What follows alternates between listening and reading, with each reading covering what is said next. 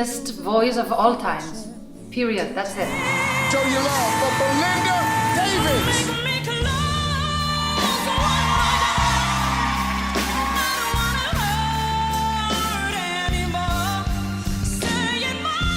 For me, Whitney is everything. Yeah. Great artist. Legendary. That was the moment we've been waiting for.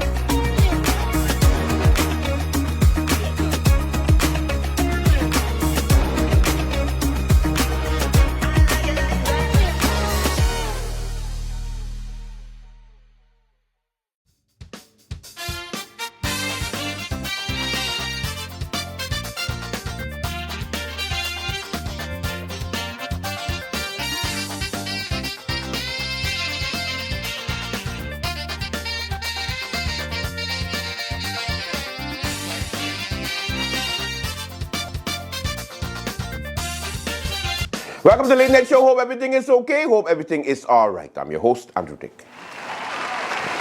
Happy Monday, guys. There's a lot to talk about. Let us begin with the House of Parliament. Now, tell me something. When you get paid a ridiculous amount of money, which is, I think, about 5 times the normal salary of a minimum wage earner. Is it 5 times? Yeah, about 5 times. So a parliamentarian gets 5 times your salary, and yet they can't show up to work on time.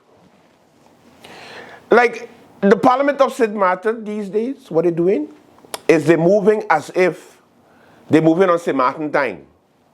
You know that ridiculous St. Martin time thing? Especially when you go away and you come back home, and then as soon as you come back home, you notice that St. Martin has a different time zone. Hey, I gotta meet you there for 3 o'clock. Yeah, I gotta meet you there for 3 o'clock. At 5 o'clock, they're like, listen, they got traffic in St. Peter's. I come in just now.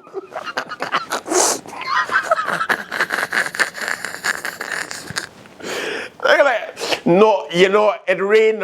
So because it rained, everybody was just like, you know, going bumper to bumper. Oh, my favorite. Yeah, I had some accident on the hill now, so traffic was backed up all the way to the French Quarter, so I was in Marigot, but then I was in St. James, but then I end up in French Quarter because then I had to go to the other side, but gendarme was blocking, but I didn't walk with my ID or I didn't walk with my license, so then I just had to go to the other side. Before I know it, it was like a whole hour passed, and I was like, girl, I stuck in traffic, but sorry I'm late. I still want a job though, I'm committed. I'm committed to this.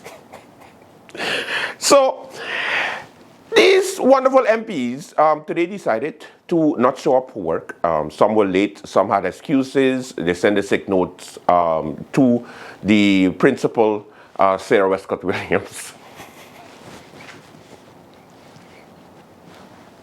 Because, when you just have to send a note to the teacher, so yeah, somebody was sick, somebody dog died, I don't know, some situation, but everybody had an excuse why they couldn't show up, and therefore the meeting only had 7 members of parliament. Of course, you need 8 members of parliament in order to have a quorum.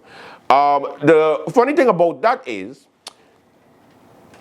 the entire Council of Ministers were present. The employees showed up to work. Let me say that again. The employees, meaning the ministers, who ultimately have their fate supposed to be have their fate when it comes to the coalition. So 8 members or more. So you have to show up, otherwise you might get fired.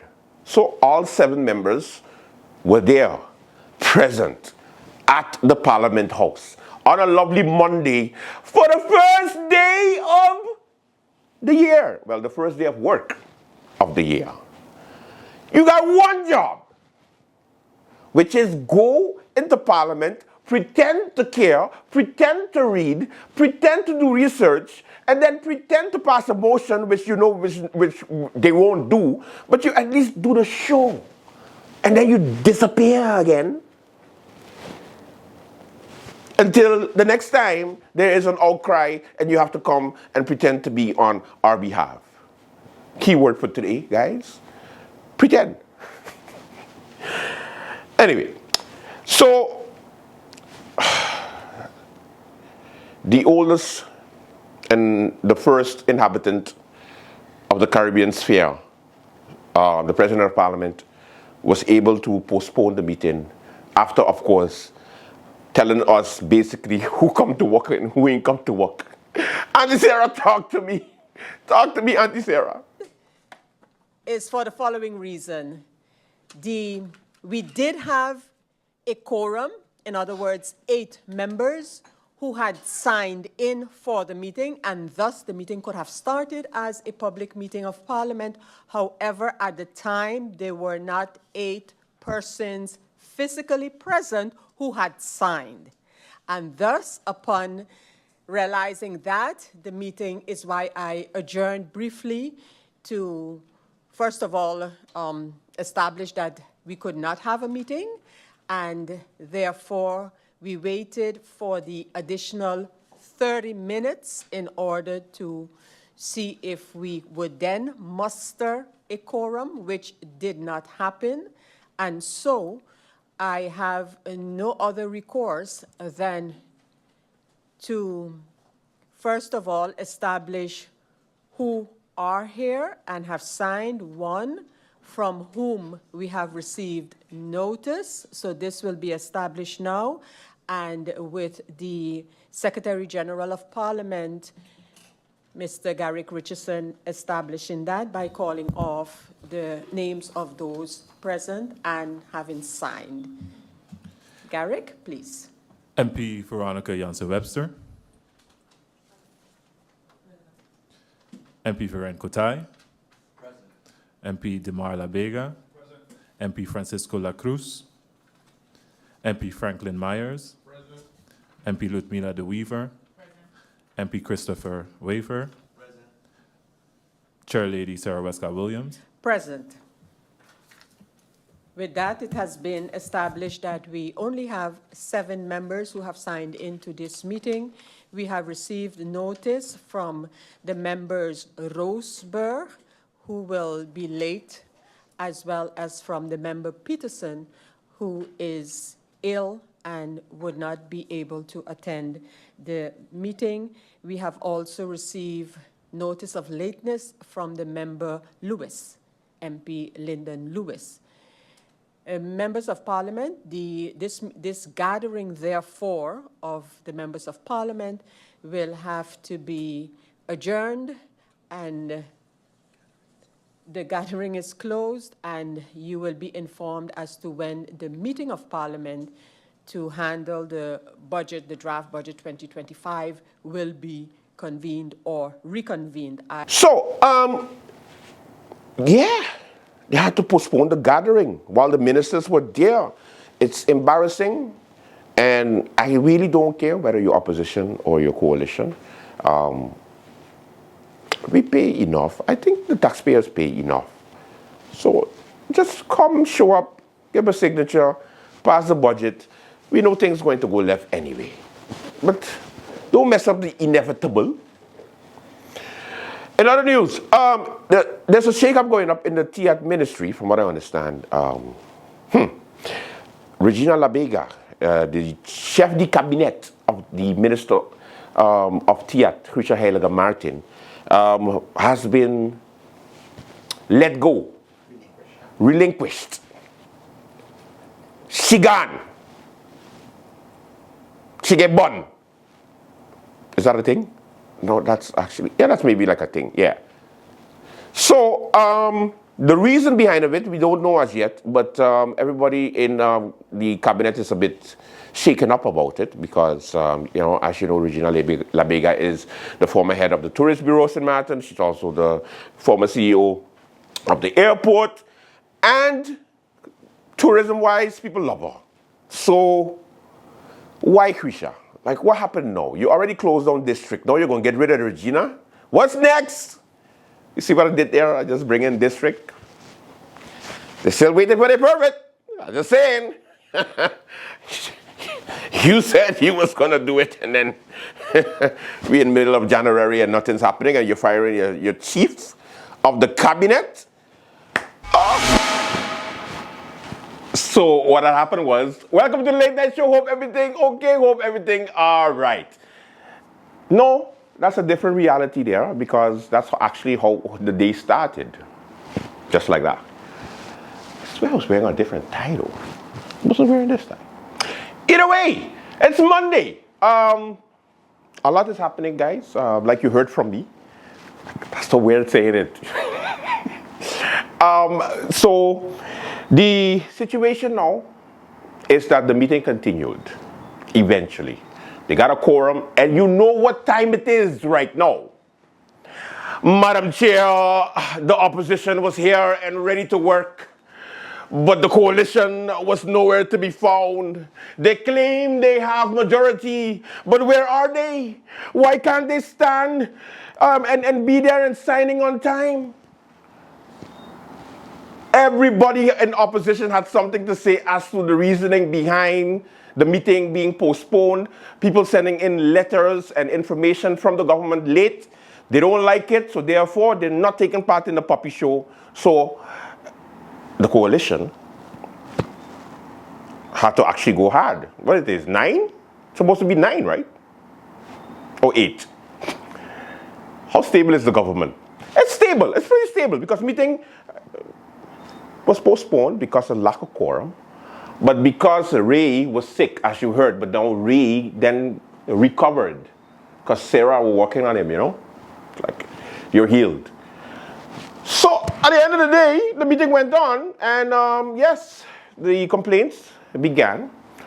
This was hilarious for me, so I'll do some translation to what the politicians really mean when they give an explanation to the chair concerning this whole confusion that they had early on Monday. Let us begin with MP La Cruz, who was upset and he didn't want to have it anymore because he was there this morning on time. It's just that he had went into the bathroom and then he went upstairs to get a copy, and then he came downstairs and went and buy a snack down the road, and by the time he walked back, he heard it's postponed. Like, who tell you I supposed to be sitting here on the chair collecting my big salary? I could go for lunch too, because that's what I just get paid for. I could go walk through town. Anyway, Madam Chair, I was here on time.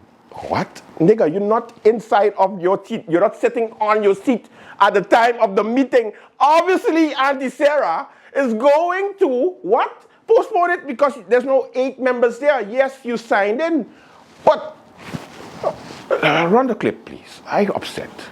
Social media. Madam Chair Lady, I came this morning on time, signed in like is expected of me, sat for 10-15 minutes. It is cold in here, as we all know, ran to the bathroom, while in the bathroom received another email concerning the budget at 10:13 this morning. So you could understand that panic set in, because my questions are all already written down and ready to go. And then I'm still seeing documents coming in, not knowing what the documents are. Went into the faction staff to get them print out and see what it is, come back out and realize that the meeting has been canceled.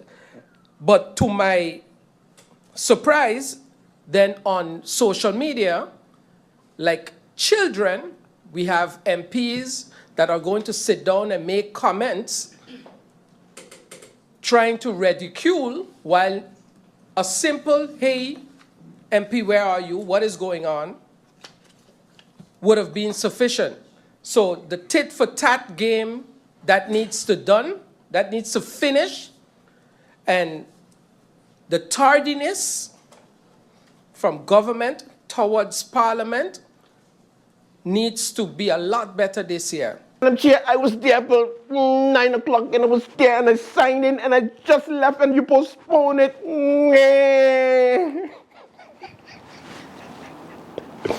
You think it's done? It ain't done. Because you know, Adwell Irion had to double down. He came on and he was like, sorry, I forget, I need to do the Atwell, sorry. Madam Chair, I think it's important that we know, we just saying that we got an email at 8 o'clock, we had an email at 9 o'clock, we had an email at 10 o'clock, so 3 emails on the day of the same meeting. That means I have to read?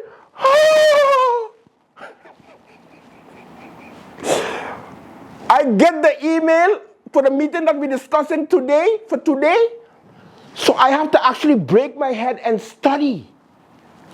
And be an MP? No, I need 2 weeks or 3 weeks to read a 20-page document. Is that enough, Flair?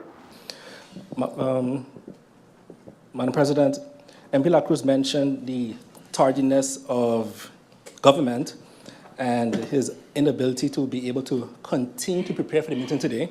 And I understand this because during the CC, we also requested certain documents from the different ministers, and we also requested that answers or questions that we posed months ago be presented to us before this budget debate. And then when we go, the meeting was supposed to start at 10, but at 10:13, the email comes in with information documents from government. At 10:23, an email comes in again from government with documents. At 10:39, again, an email comes in with information documents from the government.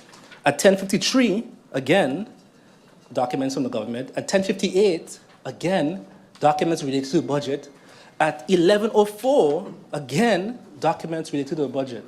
So I understand the MP's concerns because we are preparing for a budget, but at the same time, while the meeting is starting, we're getting documents and answers that we requested months ago.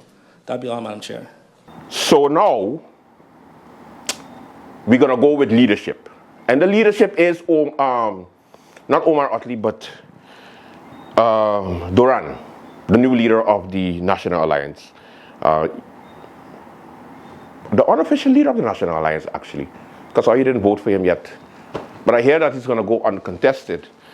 One day, what happened? You get scared of Sharendi? Thought you were going to go for leadership, man. One day this time, just tell him, A, go to the side, you could be deputy leader. Problem solved. Yeah. We need a Marlin. We need a Marlin in there. Anyway, so the question now is, what did the leader of the National Alliance say? He doubled down too. They're supposed to have a coalition that is strong, that is ready, but they ain't here for meetings. Excuses. I'm the opposition leader, but I was indisposed. I couldn't make it in time. Take a look. Madam Chair, this morning, this meeting was unable to continue due to the fact that documents came in late. Madam Chair, I know that on Friday, I sent a very clear email to your person in the Presidium asking for clarity. And I'm going to say the email here on the floor of Parliament because I know that it's public. Dear Madam Chair Lady, I hope this message finds you well. I'm reaching out to you regarding the complete Eint report that was to be provided to members of Parliament following the CC, during which the budget was discussed. As you are aware, the public meeting is set to happen on Monday. However, members of Parliament have yet to receive the full Eint report, including all the questions and answers from the Central Committee. Having this document in hand is essential for proper preparation for the upcoming public session. It is unfortunate that the report has not been received in its entirety up to this point. With all that being said, I would like to know the following. Is it your intention to proceed with the meeting knowing that we are not equipped with the complete report on the last working day before the meeting? Thank you for your attention on the matter, and I look forward to the response. Yes, indeed, I received a phone call from you, Madam Chair, which I'm not going to divulge here because I know Henrietta and Abby raised me better than that to go discuss what we discussed on the phone. However, Madam Chair, discussing something of this magnitude, the budget, the national budget of 2025, I think that at least, whether part of the coalition or not, proper respect can be given for us to properly prepare. And I'm thankful for the extra hours that we had just now to be able to go into the documents that MP Irian referred to just now. I mean, Madam Chair, it seems like clear confusion from the end of the government, and I'm still trying to wrap my head around the fact, why is there such a rush if they are not prepared to present their own budget, a budget that the government mentioned will need amendment soon. So you're already in advance saying that you're bringing something that is not good for the people of St. Martin, yet asking members of Parliament to approve. Madam Chair, I hope that indeed, as you mentioned, during this upcoming parliamentary year, Parliament is treated with more respect and we get what we need on a timely matter so that we can have healthy discussions while discussing important matters for the people like this budget. Thank you for the opportunity. Okay, don't get too excited. Time for a commercial break when we come back. More late night. Stay with us.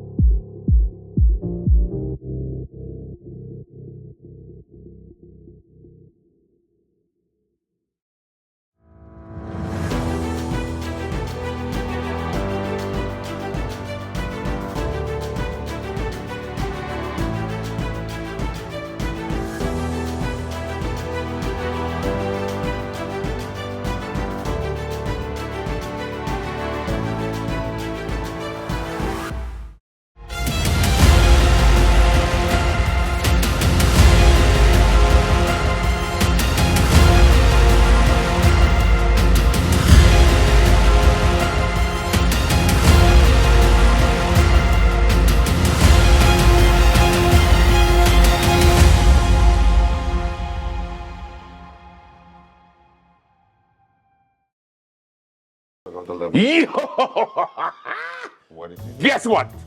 I got an idea. It's amazing. You see how we have the link sharing all everywhere? QR link, the yeah. QR link. Yeah. Raw Caribbean Channel app. Yeah. You're welcome. Put it in the back. But it's not an app though. It's not an app. App you have to like download something to get it on your phone, take up space. It's not an app. It's like an app. Therefore, it can be an app. So, it's an app. Raw Caribbean TV app. Say it with me, Al. Come on.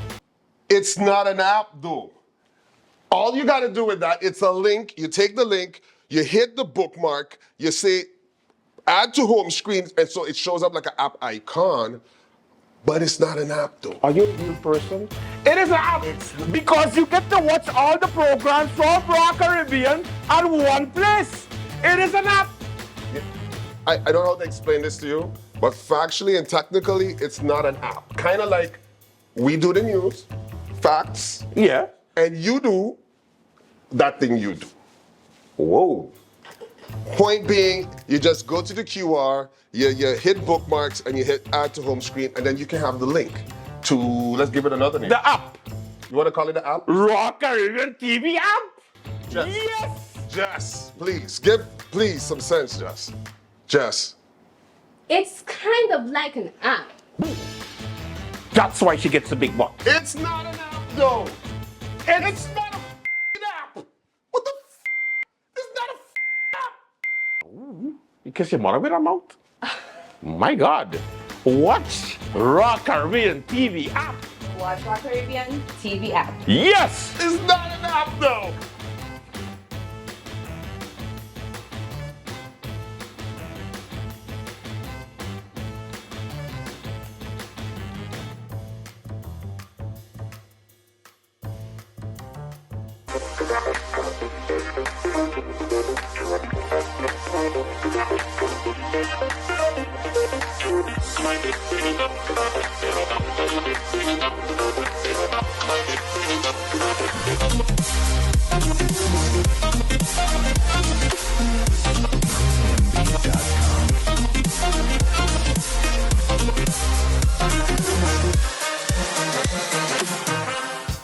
All right, let's give you the presentation of the wonderful Minister of Finance, Marinka. Take a look. Madam Chair, we live in an uncertain world. Events which we have no control over will continue to impact our finances, our economy, our lives in this new year. How we respond to the ever-changing, ever-radicalizing global circumstances will determine how well we will be able to survive. In elaborating the draft 2025 budget, which is before you for debate and approval, we have analyzed the financial outlook for the coming year, taking into account the forecasts of international institutions like the IMF and those of the Central Bank of Curaçao and Sint Maarten.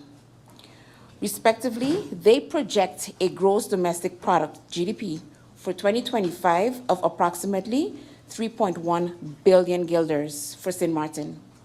Similarly, the inflation rate is expected to hover between 1.9 and 2.3% for 2025. This has been factored into this draft budget. In view of the uncertainties, both global and domestic, we have decided to submit a conservative budget, especially because it is not yet clear when ongoing initiatives will yield higher revenues and how large those revenues would be. This draft budget therefore focuses on continuity, aimed at stabilizing our finances, rather than embarking on new, ambitious, large-scale policy initiatives that would result in our expenditures ballooning out of control and mandatory budget amendments. Government believes that this is not the time to include unsubstantiated financial initiatives in the 2025 budget and has consequently chosen this cautious, conservative approach. At this crucial time, prudent financial husbandry demands that we make intelligent choices that will ensure that we dig ourselves out of the hole we are in while simultaneously introducing new initiatives which can be incorporated later into a budget amendment, especially once we see that the funds or cuts are substantiated and achievable. However, Madam Chair, permit me to stress that the future is not bleak at all. Far from it. According to the IMF, opportunities for economic growth remain in 2025. There are several sectors which we have not yet fully explored that offer great potential for further development and diversification of our economy. Through strategic investments and policy measures, these sectors can be better utilized to enhance St. Martin's economic resilience. Without doubt, this government will continue to do all within its powers to ensure a sustainable and prosperous future for the island. Perhaps it is relevant at this point, Madam Chair, to explain what we are gathered here to do. The budget is the most important policy document that Parliament has to debate and approve. It is not a wish list for government or politicians to score political points. One of the main tasks of government is to manage the resources, especially the financial resources and other assets of the people in a reasonable, efficient, and effective manner.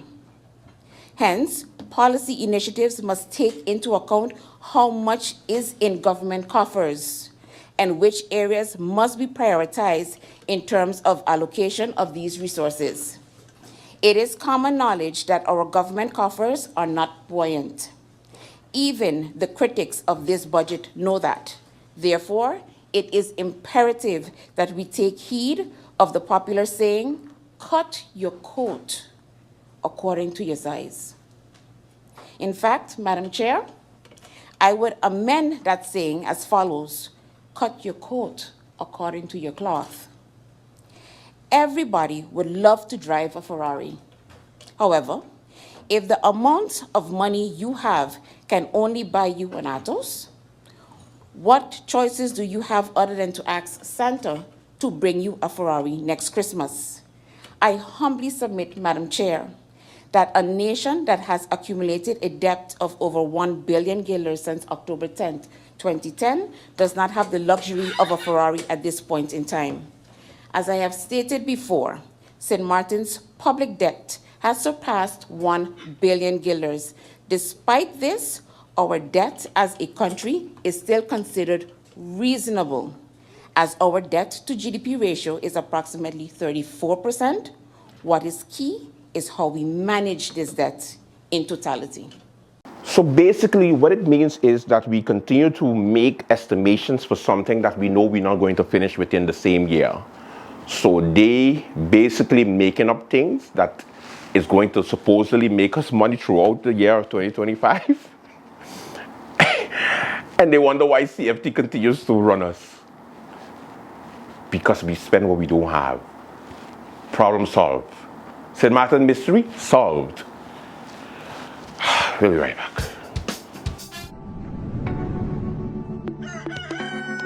And I fall on my knee. Tell me how to wait a bit. Tell me how to wait a go. Tell me all that I should know. And I fall on my knee. Tell me how to wait a go. Tell me how to wait a bit. To evoke some empathy. And I fall on my knee. Tell me how to wait to go. Tell me how to wait to see. Show me all that I could be. Hello, my people. Make sure you tune in to Sit, Sip, and Chat every Monday at 5 p.m. on TV 15 and every Wednesday at 8:30 p.m. And make sure tune in to the Late Night Show with Andrew Dick from Monday to Friday at 10 p.m. with a repeat in the afternoon for no reason. In the afternoon, the Late Night Show at 3 p.m. Thank you, TV15. Thank you, TV15. Make sure to tune in. Make sure to tune in to the Late Night. And sit, sip, and chat. Late Night.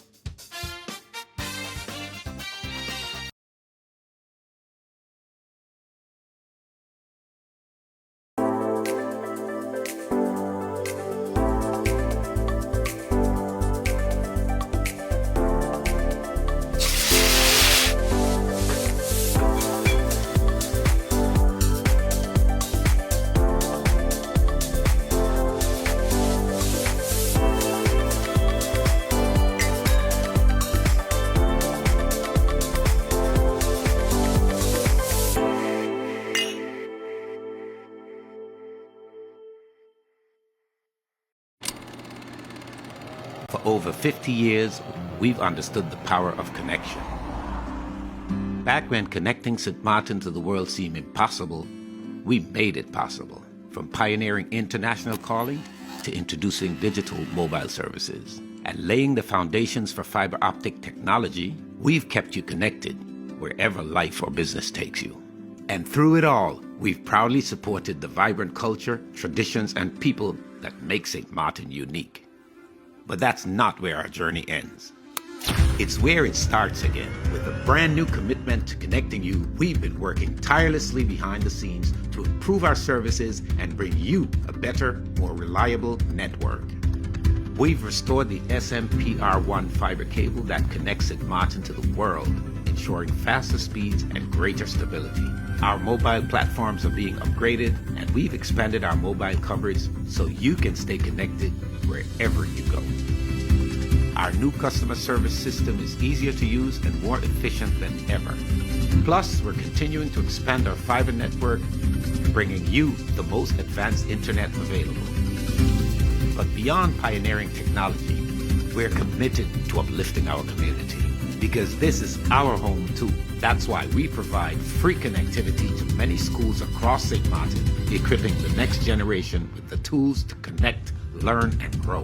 At Telem, proudly local, we're here for today, tomorrow, and every milestone ahead.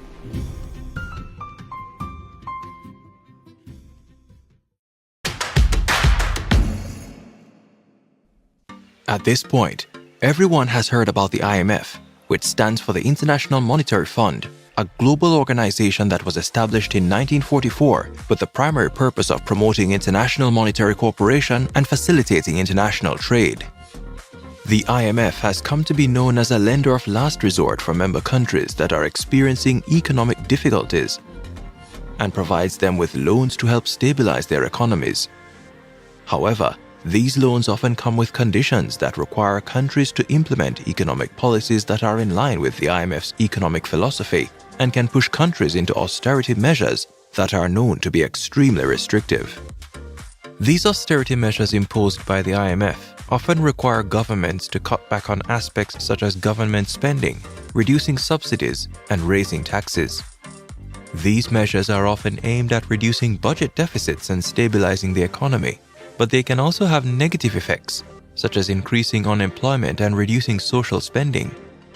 Additionally, the conditions attached to IMF loans can result in a loss of economic sovereignty for borrowing countries, as they may be required to adopt policies that are outside of their own best interests.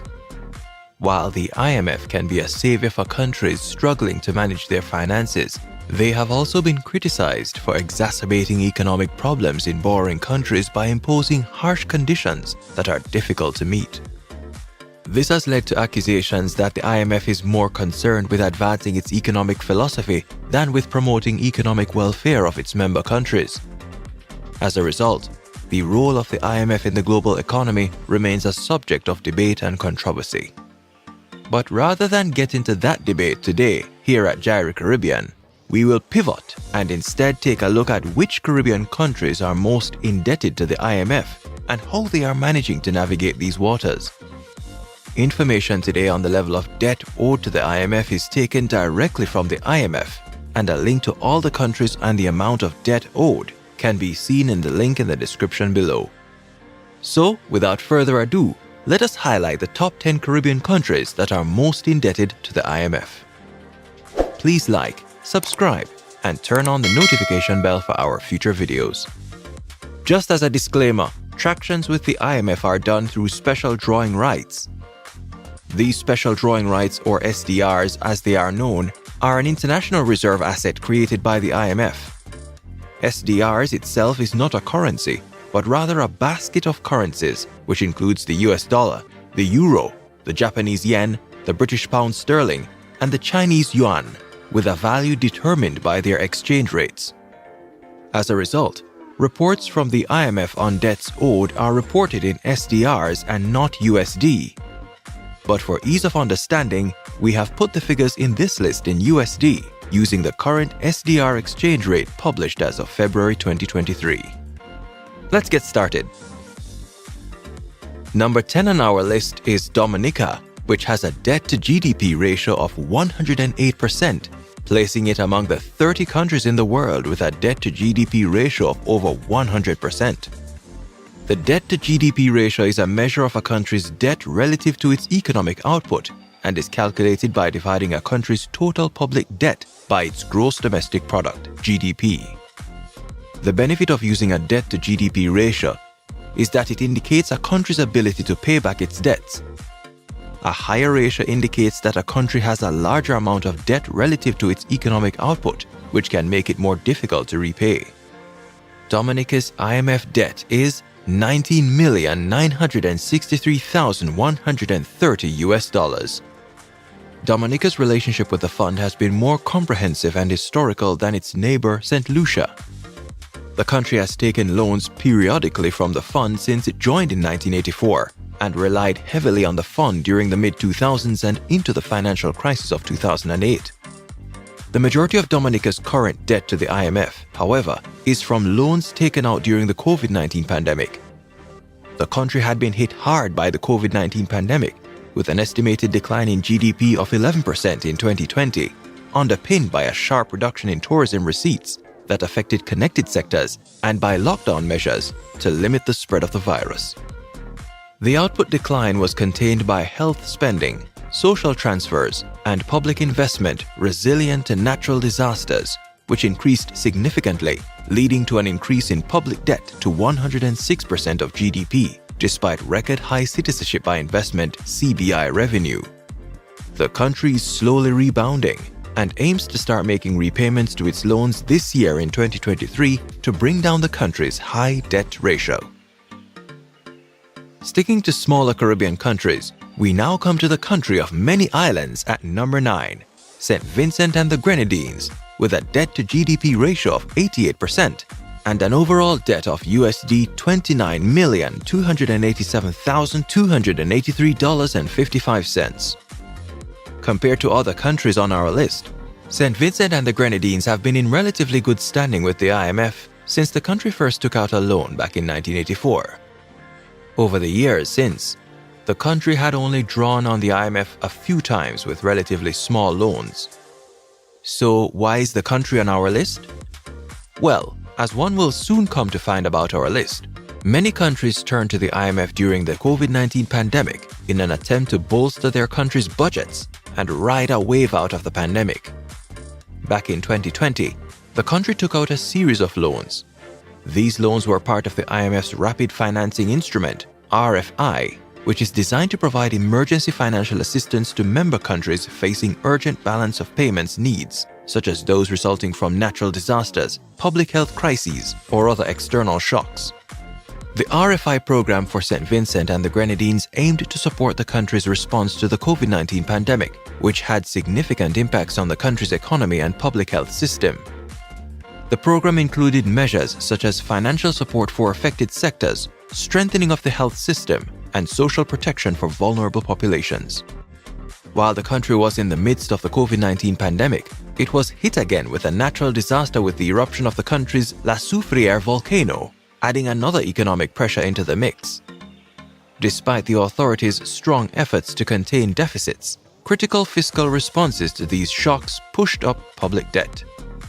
On the bright side, however, the country's public debt is still viewed as sustainable, and the country is projected to grow by 5% in 2023, which is expected to put the economy on track to pay back its debt and return to economic stability. Next on our list is another smaller country with a significantly smaller debt owed to the fund. At number 8 is the country of St. Lucia at USD $30,580,600. The country's GDP makes its debt-to-GDP ratio at 96%, meaning again the country's total debt, including that from sources other than the IMF, is almost equal to a full year of the country's domestic economic production. St. Lucia has had a relationship with the IMF since the 1980s, and its debt has not been as big of an issue for the country's economic development when compared to some other Caribbean countries on our list. The country had seen slow but solid improvements to its finances and economic stability into the late 2000s and 2010s and was debt-free from the IMF. But like many other Caribbean countries, St. Lucia suffered from the wrath of the COVID-19 pandemic. St. Lucia took out the amount it currently owes, $30 million to stay afloat during the pandemic. But as tourist arrivals rebound significantly, the full recovery of the island remains incomplete. The country's public balance sheet remains under considerable strain, with a sizable fiscal deficit and a significant increase in public debt since 2019. Inflation has picked up with the surge in commodity prices, and though the financial sector has remained stable, non-performing loans have risen and are still above pre-pandemic levels. But as the country recovers from economic hardships in the past, the long-term prospects of St. Lucia are still hopeful. At number 7, we now come to a country that is ranked high on our list due to its higher debt-to-GDP ratio of 70%. The small country of Grenada only owes USD $35,456,348, and this figure can be a difficult one for the country to handle.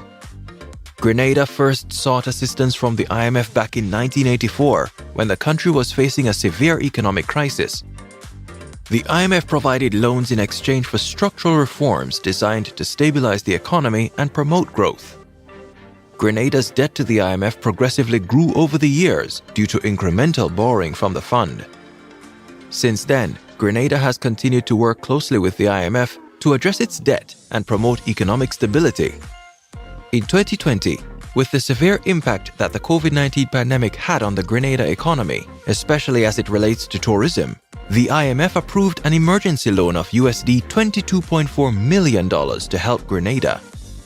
Many loans such as this were made in the heat of the financial crisis, and it is only recently that countries such as Grenada are starting to reckon with the consequences.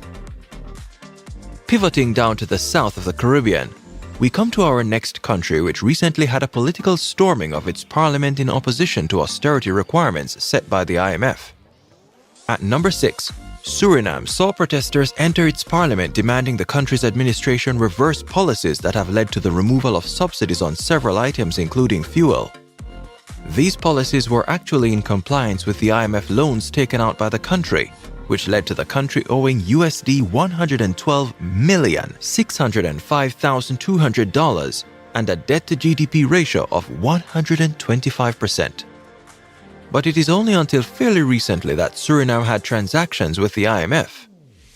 It was in 2016 when the country first approached the fund and entered into a loan agreement with the IMF, which was part of the IMF's Extended Fund Facility, EFF, which is designed to support economic reform programs in member countries. The program was aimed to address the country's macroeconomic imbalances and to support structural reforms that promote sustainable economic growth. The program included measures such as fiscal consolidation, debt management, and improving the business environment to encourage investment and entrepreneurship. However, the program faced significant hurdles in implementation. Suriname struggled with weak economic growth, high inflation, and a decline in the value of its currency, which posed significant challenges to the program's goals. In addition to this, the COVID-19 pandemic forced the country to take out additional funds to cover the crisis, and the currency commodity inflation has hit the country hard at a time when terms for the IMF loans are due. Whatever the road ahead is, It will be a long and a hard one for Suriname, but is the one that the country will almost surely overcome. Our next country at number 5 is what some would consider an ideal stable Caribbean economy, which is well diversified and has a high standard of living. But its inclusion on this list indicates that even those countries we perceive as having it well put together still have struggles of their own to deal with.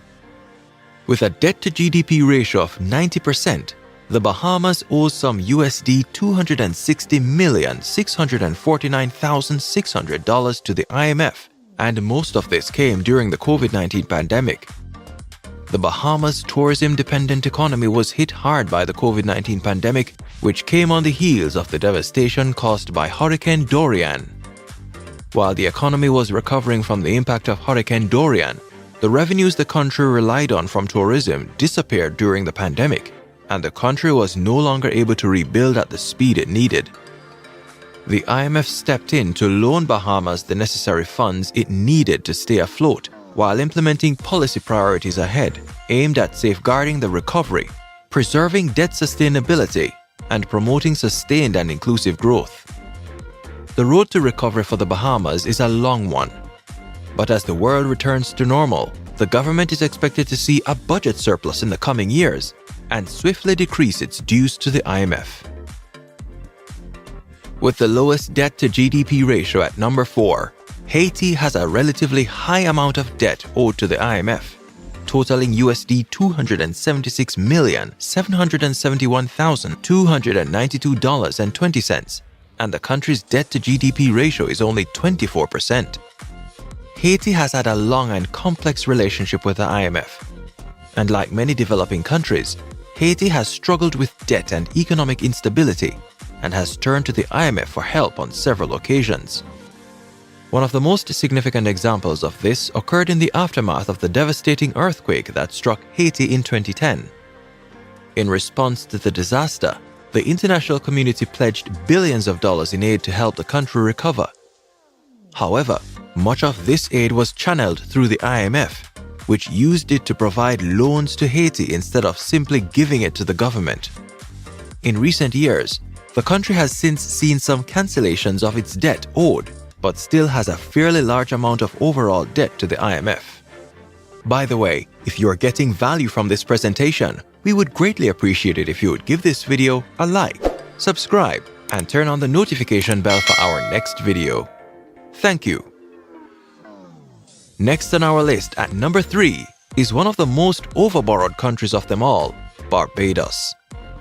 Barbados has one of the highest debt-to-GDP ratios in the world, currently standing at 141%, placing it at number 9 in the world.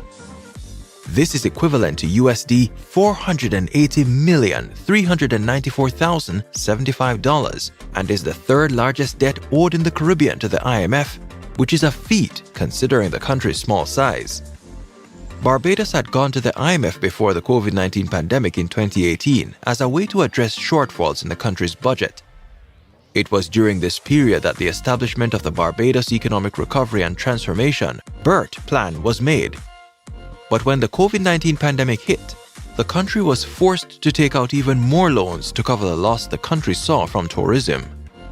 It was in 2020 when the country took out its largest loan amount ever from the fund, USD $237 million, to fund the country's recovery. The future of the Barbados economy is looking much better than its past. However, Barbados is expected to see economic growth of 10% in 2023, and with the country's tourism economy booming as big as ever, repaying its loan to the IMF is expected to be much easier than the country previously experienced. That does not mean the road will be easy, however. Cuts to the country's spending are still expected, and given the country's high socialist policies, can see those most vulnerable feeling the pressure. The runner-up at number 2 in terms of debt-to-GDP ratio is the Spanish giant of the Dominican Republic at USD $682,204,600. That puts their debt-to-GDP ratio at 50%, which is already high. The Dominican Republic, like many other developing countries, has had a long-standing relationship with the IMF. the Dominican Republic's debt to the IMF has been a significant issue for the country's economy and has been a recurring one since the country first sought assistance from the organization in the 1980s. At that time, the Dominican Republic was facing a severe economic crisis characterized by high inflation, a large trade deficit, and a large foreign debt. The IMF provided the country with loans in exchange for structural reforms designed to stabilize the economy and promote growth. Over the years, the Dominican Republic has continued to borrow from the IMF, and its debt to the organization has grown significantly. However, to meet the conditions of its loans from the IMF, the country has had to implement a series of structural reforms aimed at promoting macroeconomic stability, reducing public debt, and improving the business environment. These reforms have included measures such as fiscal consolidation, monetary tightening, and pension reform. Whether these reforms have truly saved the Dominican Republic or enslaved it is a question of much debate. Some state that these loan restrictions can have negative social and economic impacts on the poorest and most vulnerable members of society, while others argue that the IMF's approach to debt relief by tightening fiscal spending is the policy needed to put countries' economies on long-term growth. At the position of number one country most indebted to the IMF, we come to another economic giant in the Caribbean, Jamaica.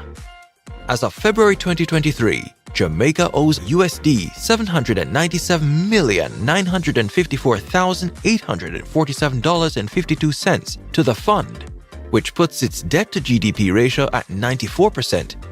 Jamaica's history with the IMF has been a long and tumultuous one, going all the way back to when the country joined the International Monetary Fund in 1963 and received its first loan.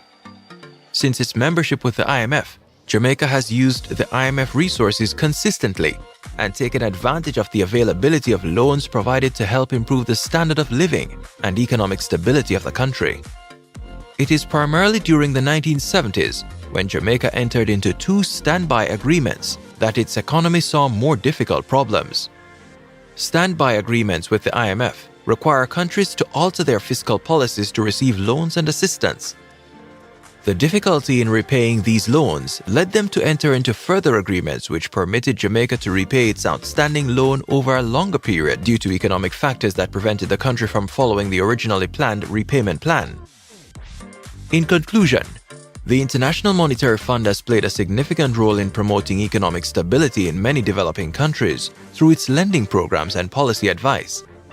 While the IMF's loans may come with conditions and challenges, they can also provide much-needed support and technical expertise to help countries address their economic challenges and promote sustainable growth and development. There are, however, debates on the effectiveness of the IMF's lending programs, particularly the conditions which go along with accepting the institution's funds and the austerity measures required to stay in good standings with the IMF. These austerity measures have been argued to stifle economic growth and place a financial strain on those most vulnerable in target countries at the expense of lofty macroeconomic stability. It therefore goes to show that the IMF is only one part of a broader set of policies and initiatives necessary for promoting sustainable growth and development, and that a country's long-term economic success will depend on its ability to implement structural reforms, invest in human capital and infrastructure, and develop a diversified and competitive economy, rather than just taking out continuous loans to get by. The IMF's impact on economic development is a subject of ongoing debate, but its role in promoting macroeconomic stability and supporting structural reforms cannot be denied. The key to success for countries working with the IMF will be finding a balance between short-term relief and long-term growth and development, while also addressing the structural challenges that underlie their debt and economic challenges. Let us know what you think of institutions such as the IMF and World Bank. Are they key resources countries can draw on in times of financial need? Or do the requirements placed on countries to align with the IMF principles make it not workable to take these loans? We would love to hear your thoughts in the comments below. Again, we would like to thank you for watching and remind you to please like, subscribe, share our channel with others, and turn on the notification bell for our next video as we tackle the Caribbean's most difficult issues together. This is Gyri Caribbean. That is the Late Night Show. Thank you so much for watching. Until tomorrow, do have a safe and pleasant one. Bye-bye.